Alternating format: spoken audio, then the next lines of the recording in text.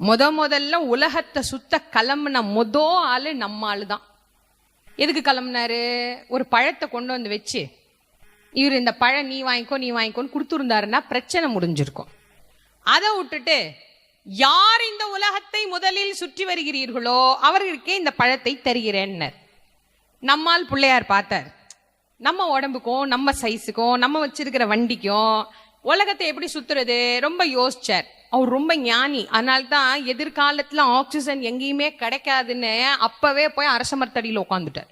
எதிர்காலத்துல நம்மள வரவங்களாவது கும்பிட வரவங்களாவது நல்ல காத்தை சுவாசிக்கிட்டு நல்லா இருக்கட்டும். விஞ்ஞான விநாயகர். அவர் யோசிச்சார், உலகம் இங்க அம்மா அப்பா யாரு? உலகம். அப்போ உலகத்தை சுத்துறதா அப்பா அம்மாவை சுத்துறதா? இவங்களை சுத்திடுறதே ரொம்ப சிறப்பு அப்படின்னு நம்ம எலி போற வேகத்துக்கு இதுதான் நம்மளுக்கு சரியா வரும் அப்படின்னு அவர் அம்மா அப்பாவை சுத்தி அதான் உலகம்.